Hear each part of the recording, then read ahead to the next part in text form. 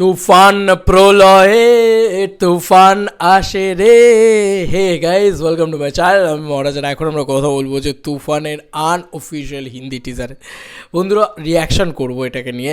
বন্ধুরা, এটা একটা অপূর্ব জিনিস, এটা মানতেই হবে। সত্যি পৌঁছালে দিন না দেখালে হয়তো দেখতে পেতাম না। কালকে আমি সন্ধ্যাবেলাটা একটু বিজি ছিলাম, আমার বন্ধু ফিরেছে যে কারণে, নাহলে হয়তো কালকেই আমি করতাম এটা রিয়াকশান।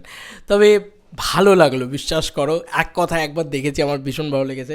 এবং এতটা ক্রেজ একটা হিন্দি প্যান ইন্ডিয়া রিলিজ নিয়ে, আমরা বারবারই বলছি সাকিবিয়ানসদের ভিতরে বা আরও যারা মানুষজনেরা রয়েছেন বা যারা অ্যাকচুয়ালি বাংলা কমার্শিয়াল ছবিকে ভালোবাসেন, তাদের ভিতরে একটা ক্রেজি ব্যাপার স্যাপার কিন্তু তুফান নিয়ে হচ্ছে, যে তারা কিন্তু তুফান হিন্দি রিলিজ চায়। যে কারণে তারা মানে ফ্যানমেড হিন্দি টিজার ডাবিং, বুঝতে পারছো, ফ্যানমেড ডাবিং হয় হচ্ছে এই সাউথের দিকে। ওদের ওখানে স্টারদের ফ্যান ফলোয়িং হিউজ, যে কারণে ওরা ফ্যানমেড ডাবিং করে। তো সকাল সকাল এরকম একটা জিনিস দেখলে কার না ভালো লাগে। তো আমি চলো একসাথে বসে এই তুফানের হিন্দি টিজারটাকে একটু এনজয় করা যাক। মানে এটা কিন্তু দারুণ হবে আমার মনে হয়, এক কথায় আমরা এনজয় করতে পারবো। অডিও কীরকম আসছে তোমরা জানিও।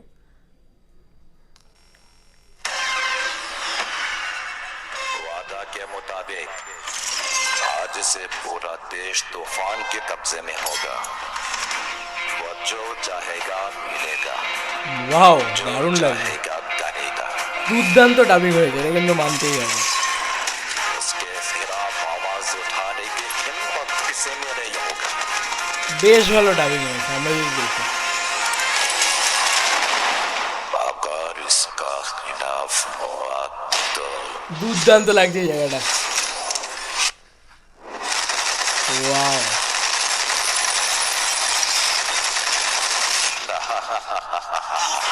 চলো তুফান আসে রে, তুফান আমাদের, তুফান চলো আহা।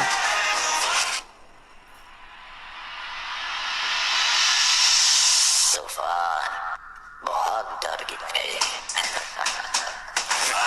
দারুণ করেছে, দারুণ করেছে। চঞ্চল চৌধুরীর ভয়েসকে ক্রিয়েট করা মুখের কথা নয় কিন্তু।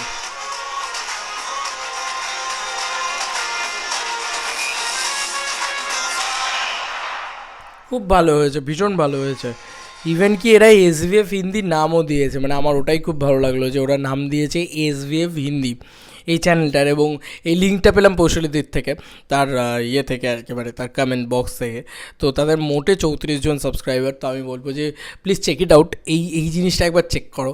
ভয়ঙ্কর লাগছে কিন্তু, ভয়ঙ্কর লাগছে কিন্তু শুনতে। মানে অ্যাকচুয়ালিতে দেখো, এত ভালো ফ্যানমেড ডাবিং আমি খুব কম শুনেছি। মানে আমার মনে পড়ে এখন একটা সিনেমার কথা, আলা ভাইকুণ্ডাপুরমল্লু। এই সিনেমাটার কথা তোমরা যারা জানো, তারাও জানো নিশ্চয়ই। আল্লু অর্জুনের খুব পপুলার একটা ছবি। ওই ছবিটার ফ্যানমেড ডাবিং বেরিয়েছিল একটা সময়, ঠিক আছে? তো বুঝতে পারছো তো আল্লু অর্জুনের কী ক্রেজ গোটা ইন্ডিয়া জুড়ে। তো সেইখানে আমি একটাই কথা বলবো যে Shakib Khan one of the biggest megastar বাংলার।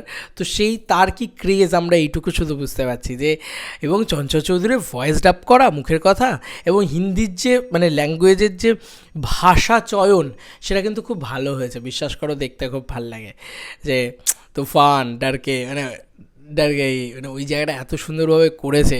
ঠিক আছে, ওই চিৎকারটা, কারণ একটা বাংলা ডায়লগ জাস্ট এপিক হয়ে গেছে যে তুফান বড় ভয় পাইছি রে, মানে এইটা হেভি দিয়েছে ভাই।